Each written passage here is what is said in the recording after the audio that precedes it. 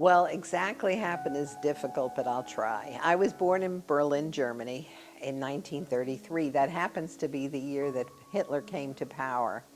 But I wasn't aware of it because my family was very affluent and everybody was very happy until until the Nazis really started to take over. I lived with my parents and until I was 3, and at 3 my parents decided to get divorced.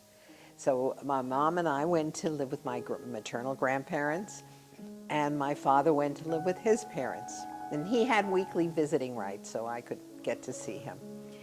And I was starting school. I was starting preteen school, kindergarten, and going on the bus with the children. And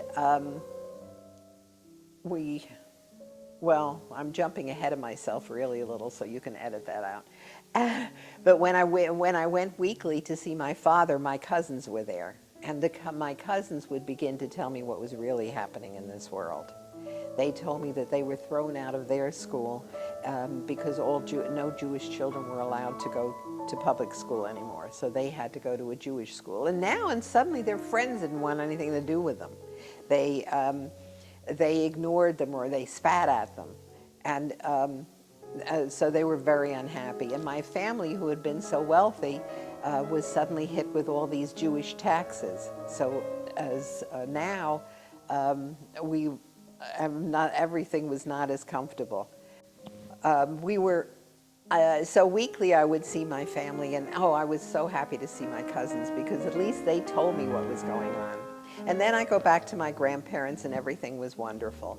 But one day I was coming home on the bus with the other children from kindergarten. My grandmother picked me up at the bus, and we walked to the apartment house. Now this is Berlin, which is a beautiful city. It was sort of like New York, you know. We lived in an apartment house. We lived on the 4th floor, and my grandmother would pick me up at the bus, and we walked to the apartment house. And when we got there, we waited for the elevator, and there were a whole bunch of people waiting to get into the elevator. And we get in, the door closes, and suddenly I say to my grandmother, "Oma, why do you hate Mr. Hitler?" Well, this was now Nazi time, and if anybody in that elevator reported it to the Nazis that my grandmother did not like Mr. Hitler, the whole family would be killed. So my grandmother said, I like Mr. Hitler. Well, when we got to the 4th floor and the door opened, my grandmother grabbed me and dragged me down the hallway. We go to the apartment. She yells for my opa. I call them Oma and Opa. So she yells for my opa, and he takes one look at my grandmother's face and he knows something is very wrong. So he takes me and he throws me in my room and closes the door. Now, my grandfather never treated me like that. I was always treated so carefully. So I couldn't imagine what I'd done wrong. I had no idea. I mean, I'd heard that Hitler was a bad man, but I didn't realize I wasn't allowed to say anything. So I went into I listened at the bedroom door, and I heard my grandmother say over and over again, "We have to get rid of her. We just have to get rid of her or we'll all be killed." So I started to cry, and I cried and cried, and and I fell asleep. And when I woke up, my mother and my grandmother were there. And I said, "What did I do wrong?" And they said, "Nothing, but from now on you can't talk to anybody outside the family." And I said, "Why?" And they said, "Just listen to us. We can't." And I was a very obedient kid. You just cannot speak to anyone. I said, "Okay." So for a couple of weeks, things just went on. I wasn't allowed to go to school anymore. So Oma and my mother would take me visiting relatives, going to the zoo and other places, although the zoo was sort of limited too, because already the things had started against the Jews. We couldn't sit on any of the benches. It said no Jews allowed on any of the benches, so all we could do was just walk around and look at the animals. Anyway, one morning, my mother woke me up and said, hurry up and go to the bathroom. And I said, where are we going? It was still sort of dark out. And she said, just go. So I went in, got dressed, came out, and my mother had packed my little suitcase. And I said, it isn't Sunday, I'm not visiting my father. Why have you got a suitcase? And she said, we're going on a trip. And I said, really? Where are we going? And she didn't say anything. We go into the kitchen. My grandparents are there. Everybody's looking very, very sad. And I said, what's happening? Where are we going? What are we going to do? And nobody said anything. They just said, don't worry about it. You're going to have a really wonderful time. Well, my mother and I left, and I don't remember how we got to the train station, but we got to the train station there. It's loaded with children and parents. And we wait for a while. My mother still says nothing to me. I have no idea where I'm going or where, we weren't going together. And the train comes in. Children start to get on the train. I get on the train and my mother follows me, which I later found out, by the way, that wasn't allowed, but my mother never did follow rules. Anyway, we get I get into the train, I sit down, and I just wiggle around. And as I turn around, my mother's gone. And I start screaming, Mommy, where are you? Oh, Mommy. And she was gone, and this woman came up and tried to calm me down. But I kept screaming. All the other children looked at me like I was sort of weird. I later found out they had been told where they were going and what was happening, but nobody told me. I was 6 years old, and I had no idea where I was going or who was going to take care of me.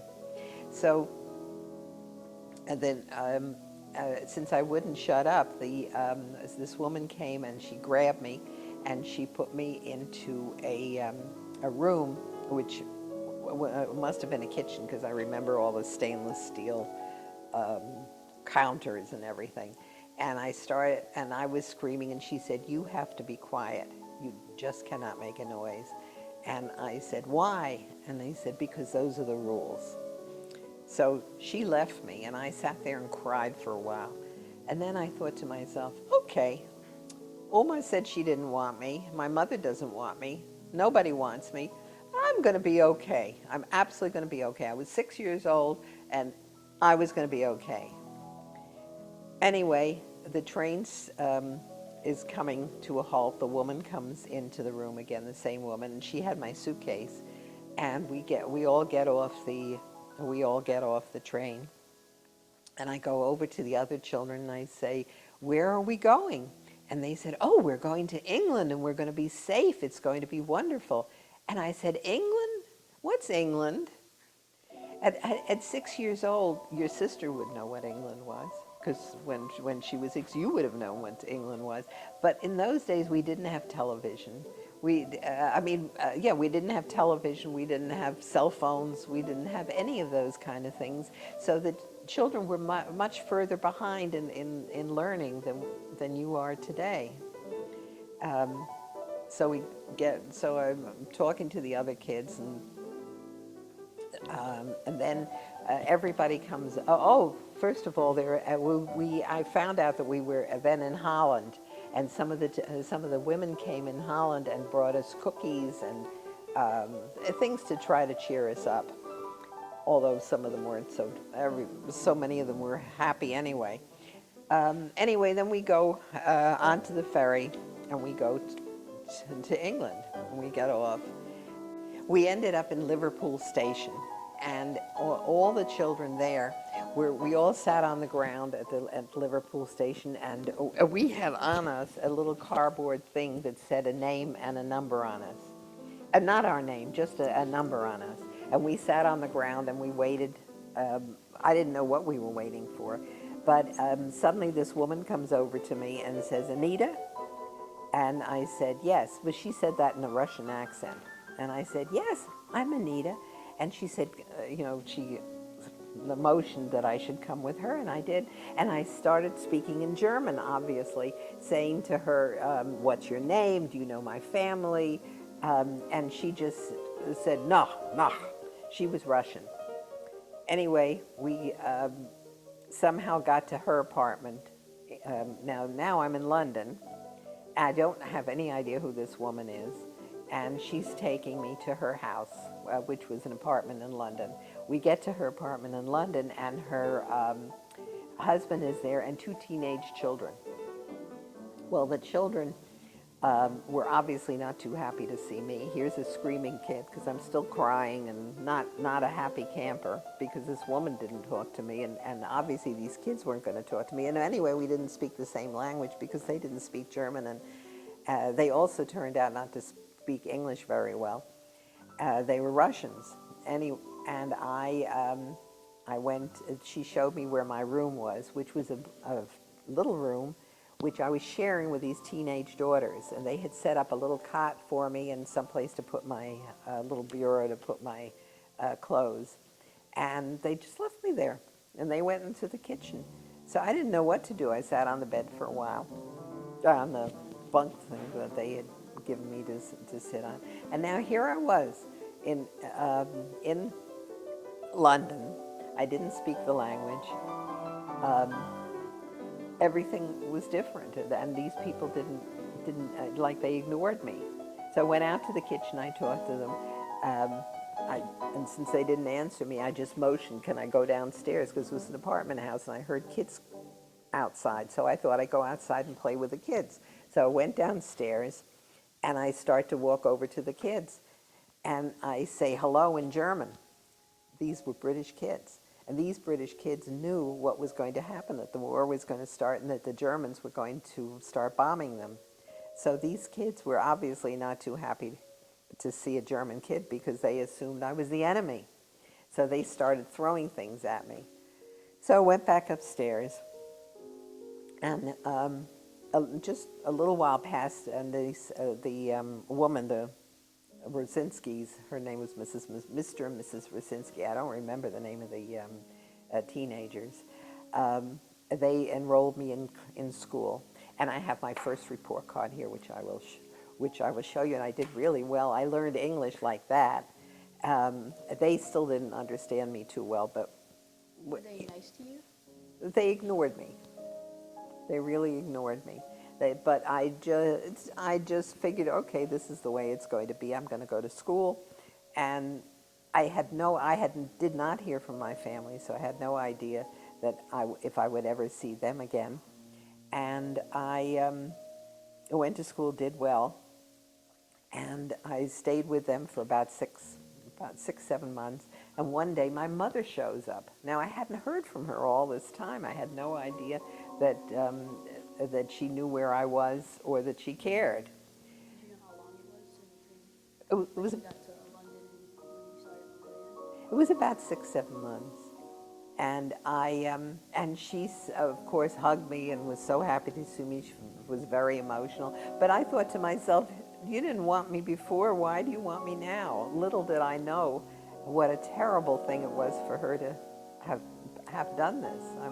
Now that I'm a mother and I'm a grandmother, I just can't imagine putting my child on a train and not knowing if I'm going to see them again. But at that time, I was angry at my mother. But she said she had gotten a job as a maid in the countryside in England, and I was going to be living with her. And I thought, okay. So we went to where, well, first we stayed around a little bit in London. And then we went to the place where my mother was going to be working. But my mother had been a debutante. Do you know what a debutante is?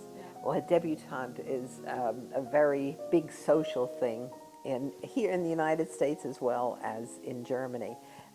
In other words, she came out in society. She really had never done any housework in her life because we always had maids.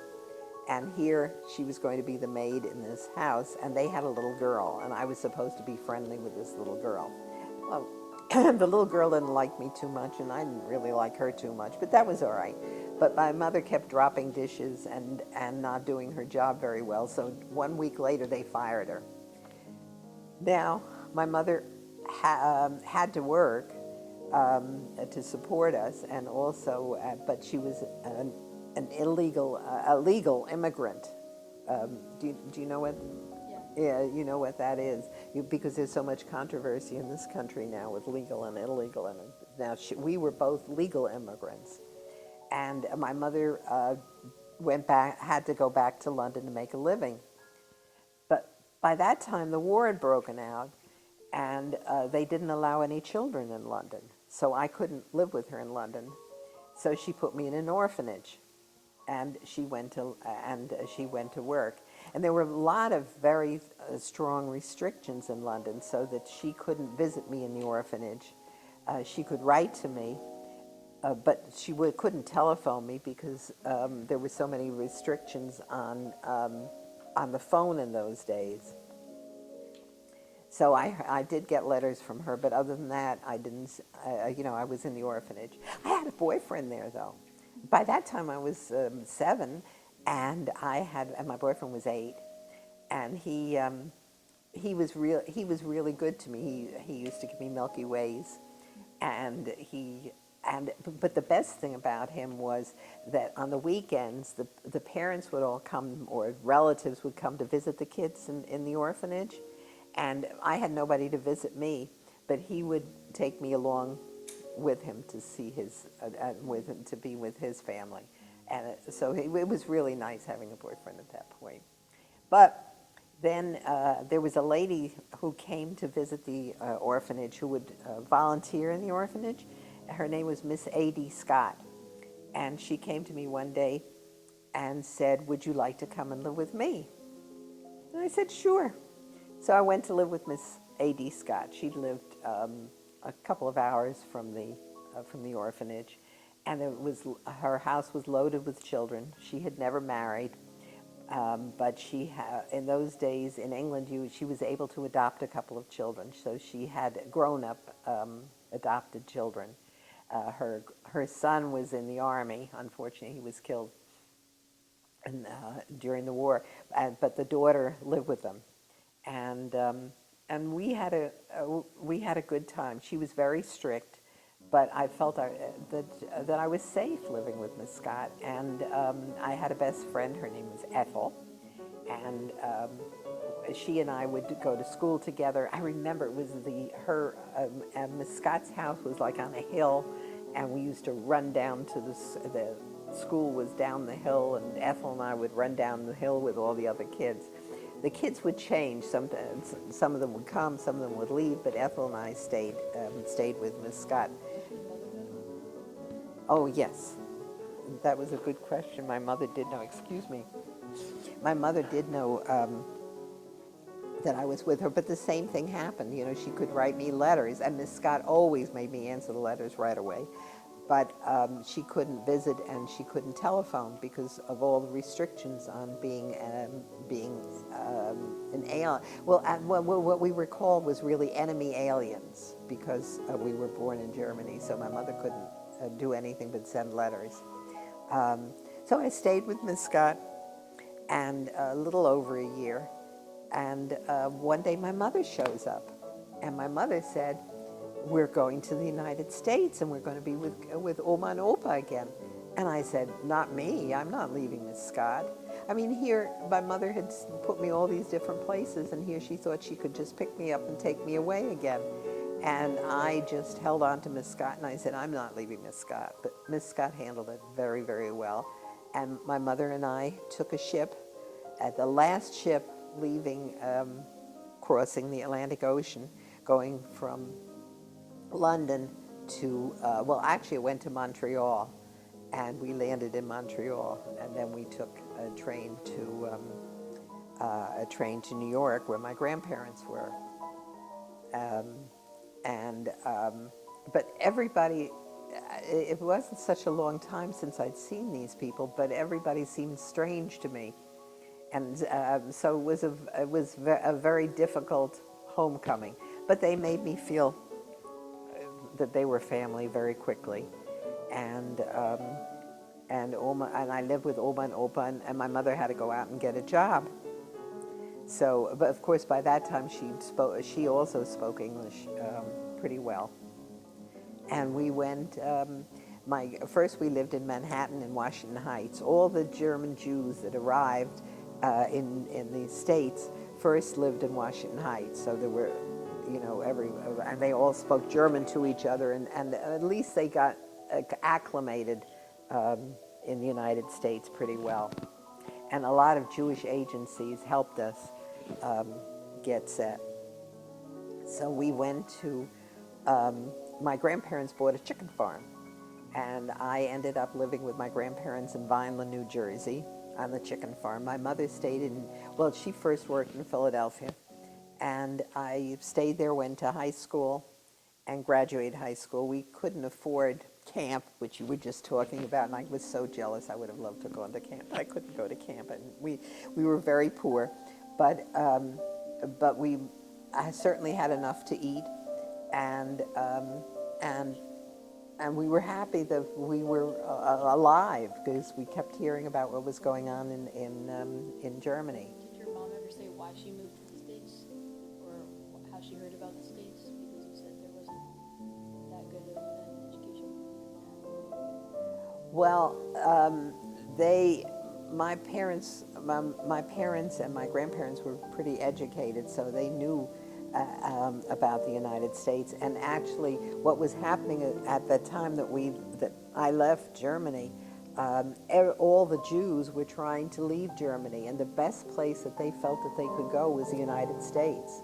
They went to the United States, they went to England, they went to Africa, they went to South America, anywhere to try to escape the Nazis.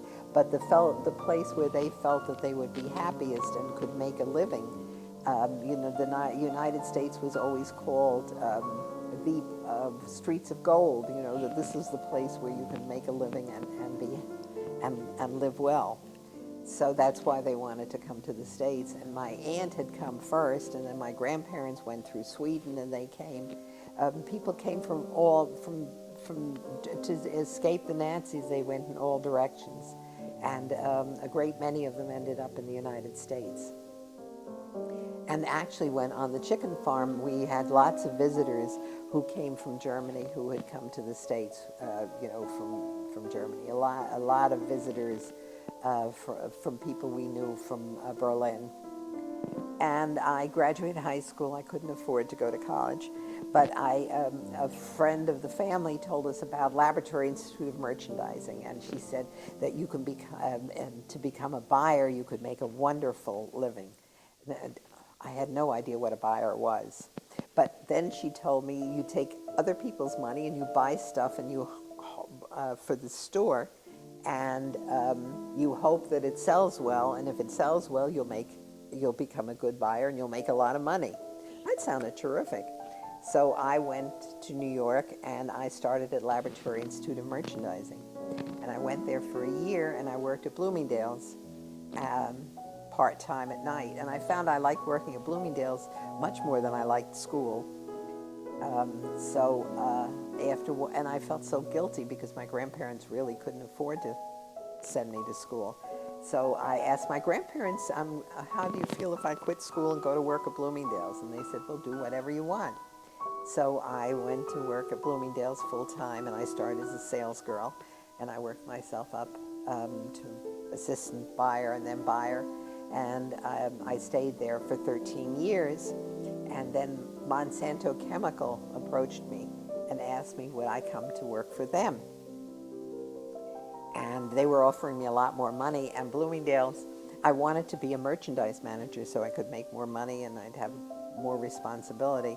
But I wasn't getting anywhere at Bloomingdale's, so I said okay to Monsanto, and I started working at Monsanto. And I worked there for about 6 months, and I wasn't getting anywhere. I went into my boss and I said, why did you bother hiring me? Well, the reason they really hired me was because there was so much talk about him bringing in women executives, and also Jewish ones. And here they had a Jew and a woman all at one time. And they used me a little bit. They gave me this thing of chemicals that I could show on video that I could go around the country showing. So that's what I did for them for a while. But after 6 months, the vice president of Bloomingdale's called me and said, will you have lunch with me? And I said, sure. So I went, had lunch with him, and he said, will you come back as merchandise manager at Bloomingdale's? So I said, I'd love to. So I came back, and the person at Monsanto Chemical called me into his office and said, why would you leave our wonderful company? And I said, all you're using me for is to send me around the country doing nothing. I don't feel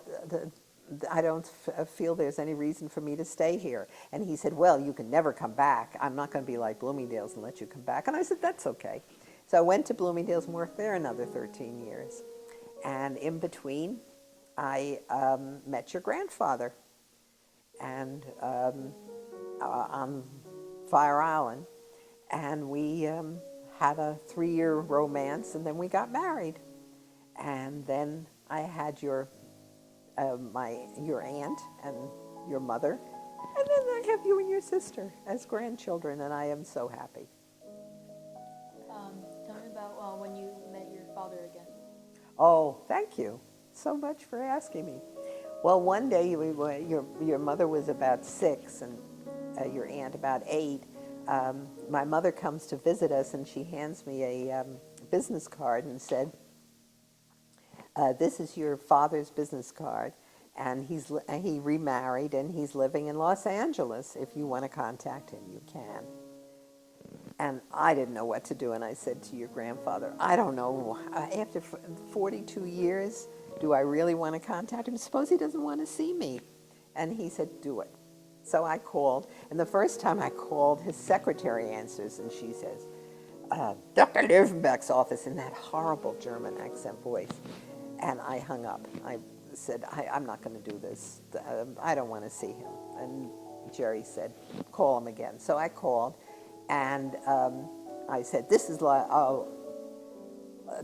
Vegas calling. Oh, we had decided to go to Las Vegas. Anyway, this is Las Vegas calling.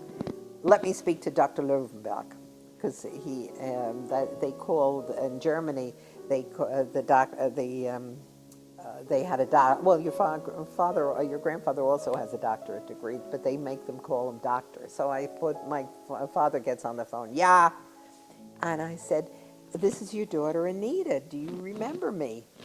And he says, of course I do, but I'm with a client. Call me back. Boom, and he hangs up the phone. And I started to cry. And I said, why do I need him? After 42 years and he hangs up on me, what would you have done? Well, your grandfather made me call him back, so I called him back. And a while later, giving him time to get rid of his client. And he said, yeah, I would like to see you. And, he asked me a few questions. So your grandfather and I flew to Los Angeles, and we met them. And the last time I'd seen my father, he was this big, tall man that used to throw me in the air and catch me. And here was this little old man and this little old lady, I guess like me now. Little old man, little old lady. And I see them, and I said hello. I called him Bruno, because I'm not going to call him father after all these years. And we had a reunion, and we went to their house, to my father's house, and we stayed there, and we told our stories. He had gone to Shanghai to escape the Nazis, and he was a completely different person than I was. And we had a relationship. He lived for 13 years after I finally found him. But we were so very different. He didn't seem to care about the Jewish religion, whereas I feel very strongly about being a Jew. And he, although that's what he said, and he was into education, he was just a completely different man than I was. Lived a different kind of a life. But we stayed friends, and that was, I didn't like his wife very much, but I guess, you know, stepmothers you really don't like too much in most cases. And she had a daughter. I thought they were nuts, but that was fine. That was, that was my relationship with them. Did you meet anybody on the train that you really liked and you still keep in touch with? No, I didn't. I was so in my own, I was so upset that I didn't keep in touch with anybody, but it wasn't until many, many years later that I found out that train ride was not an individual train ride, that it was part of a whole, what do you call it, something called the Kindertransport. Because in those days, the Jews were trying to leave by 38, 39, 1939, 1938, the Jews were trying to leave, and at that point the Nazis wouldn't let them leave. They started putting them into concentration camps. And then some of the Jewish organizations around the world, and especially in London, said we have to do something to save these people. And the Jews, along with the Quakers in England also worked with the Jews and went to the House of Commons in England and said, we have to do something to help these people. And they came up with the idea, if you don't want to help if you don't want to help the adults, at least help the children. So they started something called the Kindertransport, and they ended up letting 10,000 Jewish children come into the country. And the rules were, first of all, they had to come up with 250 pounds. 50 pounds, which was equal at that time to $250, or today to $250, and they had to have a place to be. So either they had to go into an orphanage, or they had to go with a family, and it's that has become. People have written books about it, and I'm part of the organization. I'm president of the Kindertransport here in Florida, and we go around to the schools telling our story to try to make the children understand how terrible it is of bullying, prejudice of any kind, and make the children understand what happens because of it. Do you think something like this could ever happen again? Absolutely. Well, it's happening now. You see in your schools the bullying that's happening. That's terrible. That's a terrible prejudice. I mean, another Holocaust. Well, it's sort of happening. Yes, unfortunately, I do. Why don't you show me your report card? Oh, yes. Oh, first of all, here's my passport. That's what I looked like when I was 6. And as you see, the Nazi symbols here. And the other thing that I wanted to show you before the report card is, see, it says J on my passport. They marked all the Jews as J. And they also said that all Jews are alike. And the girls are named Sarah, and the boys are named Israel. And here's my report card. This was in 1939, and at that time my name was Anita Lowenberg. When I became a citizen, when I was 13, I became a citizen of the United States, and I changed my name to Lowe. But here it was Anita Lowenberg, and you see I got all A's, A pluses, and B. And they said at the bottom, my teacher wrote, Anita has worked well this year, and my general conduct was very good. You want to show me your book of pictures? Yes.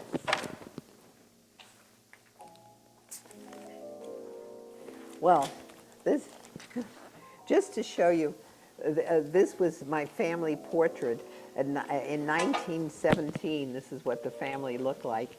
This was my mother, my grandmother. This was the grandmother who who eventually took care of me with her parents, with my great-grandparents and my aunt. And, oh. Did you ever have any siblings in, like, camps or anything? Well, no, or any family? No, I have no Well, I had a cousin, unfortunately, she died. This was 1931. Oh, I don't know if you can see this. This is my mother and my father. And look at the huge family that was there in 1931. Unfortunately, none of them survived. One cousin went to Argentina, but none of them survived. Oh, that's not true. Excuse me. This is Helga, who's a cousin who's in. I have two cousins left that are in London, and that's Helga, was one of them. The other one is my age. This was me as a little kid in school, and oh, this was in 1936, and this was I had a little cute little dog. Oh, I don't know. Oh, my grandparents owned a furniture store in 1919. This was the report card. Oh, my mother in 1940 sent a letter saying that she wanted to immigrate to the United States, and this was the letter. This was the turn down that they wouldn't allow us to come in. Oh, this is these are my citizenship papers. Mug See? shot. Yeah, does that not look like a mugshot? That is really, and here it says Anita Lowe. See, I was 14. I had thought I was 13. I was 14 years old, and this was I was living in Vineland, New Jersey, and this was in July of 1947. Put it back later. I don't know. You want to go through all these? Oh, this is a letter. I always kept in touch with Miss Scott as long as she lived. After the war, it was very difficult in England. They didn't have any food, because the Germans had bombed them terribly, and they had used up all their money trying to defend themselves. So they didn't. My Miss Scott, who had been very wealthy, now was not so wealthy anymore, and it was impossible to get food. So I used to send her dried milk and coffee, and I would go out and at that point I was still a kid, and I would go out and vaccinate chickens with my friends and make money so that I could send Miss Scott packages, and she sent me a lot of wonderful letters. Before you were put on the train, did you understand it when they were telling you this? I mean, you were like 3, right? Well, no, by that time I was 6, but they didn't tell me about the train. Nobody told me about the train, but they just told me about the prejudice that was happening in Germany, how the Nazis hated the Jews and wanted to kill all the Jews. And, like, how did you feel about that at the age of 6? Did you really? I don't think I really realized it. I didn't. It didn't really affect me at that point because, except when they took me out of school, those last few weeks. But before that, it really didn't affect me as much as it did my cousins who were older. How did you feel about the crystal meth? That also didn't affect me. It was November 9th of 1938. It was just before I left. I think that my family protected me so much that that they kept me away from everything, and that's why it was such a shock when they put me on that train. How did your family feel about how did they hear about the train? Your family? I must have been publicized. Well, actually, I have an ad. It was publicized, but it wasn't easy to get on the train, to get on the list for the train. Oh, and go ahead. I just want to tell you about one thing. We went to the Kindertransport went to a reunion in Israel one year, and there was the mayor of Jerusalem, not the mayor, the assistant mayor, I guess, of Jerusalem came and greeted us and told us her story. And she said that she was born in Germany and she had a sister, and her mother said to her sister that she was going to put her on the Kindertransport. And she said, don't worry about it because your sister is going to follow just a few months later, and you'll be fine on the Kindertransport. And but the child who was supposed to go cried and cried her sister and said, I don't want to leave, I don't want to leave you, I don't want to leave you. And the day that she was supposed to leave, she pretended she was sick. So she missed the train. And, excuse me, the result of that was that this kid and her mother ended up dying in concentration camp. And the sister was able to they had made arrangements, and the sister first went to England and then went to Israel and was saved. But by not going on the Kindertransport, she lost her life. Did you ever have to wear one of those Star of Davids? No. No? Did you see people wearing them? No. No. No, I didn't. I don't know if that was really that wasn't in Germany, and it wasn't in England. I think it was in Denmark or in France that they had to wear the Star of David. But I wear mine proudly. What do you think people today could do to prevent this from happening again? Oh, that is such a big question. The world is in such terrible shape right now. If only they could talk to each other instead of beating each other up. And if only we had better politicians. You know, we had a Winston Churchill in those days, and we've had a Thatcher in England. But today there just don't seem to be any really good politicians who will make this, who will talk to each other and make this world safe.